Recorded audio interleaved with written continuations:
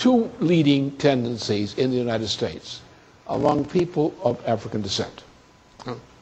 One sense is a great man who, my type of fighter, famous for the Washington, D.C. area, in point of fact. And he was replaced in influence during the course of the 20th century, under the influence of Jim Crow and other things, by an idea of don't go out there and fight and originate, but wait for good things to descend upon you. Now, in terms of the African-American constituent, of the Obama campaign, you've got to look carefully at this. You have the fighter who fought to get free of slavery, who probably killed to be free of slavery, and who also was a great thinker, a scientist, a musician, whose sons were musicians and scientists, who was a leader, like many others who fought the fight against slavery in the United States. They didn't wait for something to descend upon them from above. They didn't wait for a little good thing to drip down on them. Their thought was go out and fight for it. Not just fight for it, but make it, build it. And what happened is they conditioned the population of the United States with the destruction of industry, because the strength, largely, of the African-American population in former times was largely in industry. The real strength of the African-American in the United States was based on industry and also technology and science, even though it was a small number, relatively speaking. The association with high degrees of skill, the association with rising from a low level of skill to a higher level of skill in one's lifetime, and a higher position in life, and a better life for one's children.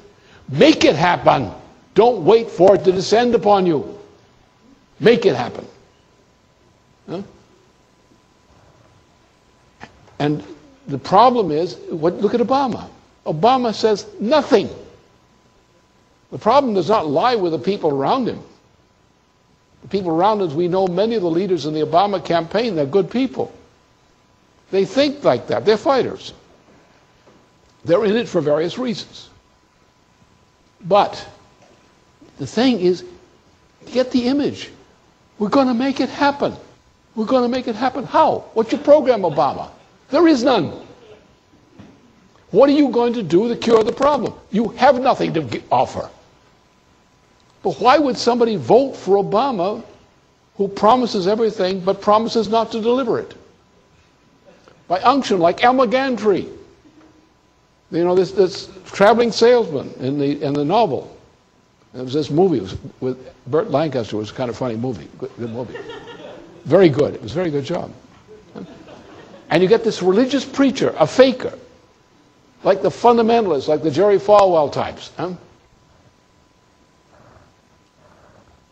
they come along and say, Jesus will save you. I'm going to, we're going to raise this money and that. We're going to do this. Jesus is going to save you if you do this. It's going to descend upon you. Yeah? Whereas in the Christian view, which that is not a Christian view, the Christian view is, well, find in oneself the strength to do what has to be done. Spend your life for something useful. Make something necessary happen. Discover what your mission is and do it. Build something, make something. And you've got these people out there voting for Obama who in many cases are waiting for it to descend upon them. He promises the revolution. He promises the great change. Where is it coming from? If it's going to be a great change, you're going to do something, aren't you? What are you going to do? What are you going to do, Obama? Huh? You haven't done anything so far. You've taken a lot of money, but what have you done? You haven't done anything. What are the problems of life of people out there? What have you done about these problems? What have you done about the housing crisis? What have you done about the education problem? What have you done about the health care problem? You've done nothing. You've talked about everything.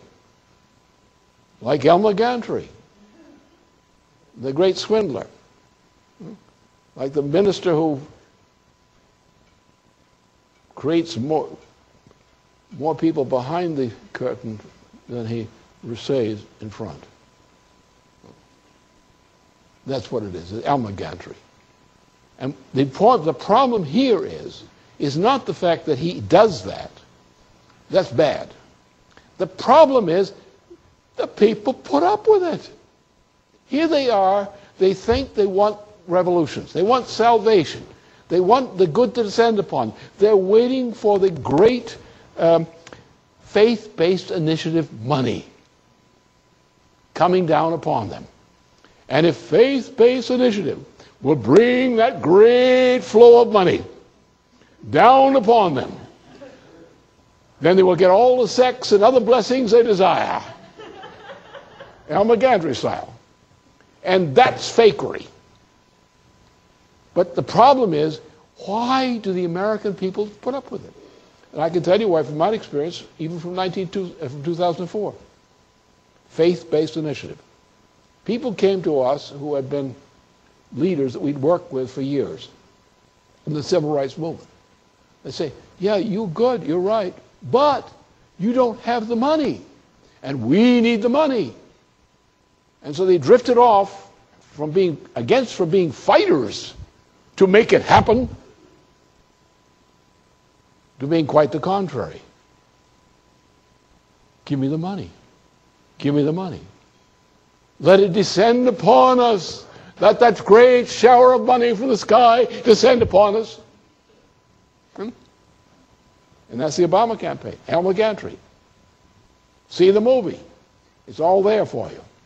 And we had a whole, by the destruction of industry, by the destruction of the kinds of things that transform a poor people, poorly educated, poorly treated, into people who make things happen in a factory, in a machine shop, in whatever. Make it happen.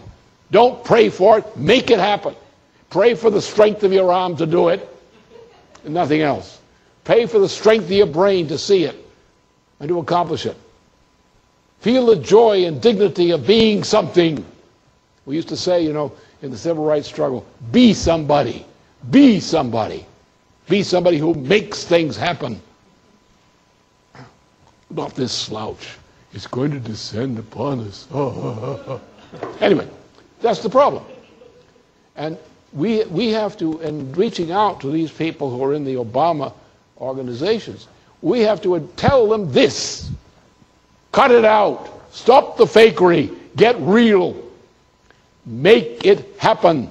People are starving for lack of food. Make it happen. People are starving for lack of decent jobs. Make it happen. People are starving for lack of infrastructure. Make it happen. People are starving for lack and dying for lack of health care. Make it happen. Be a doctor. Make it happen. Create the situation which you can become a physician or your friend can become one. Make it happen. Don't tell me about what's going to descend upon us because by some unction you're going to suck this thing down from the sky upon you. Make it happen.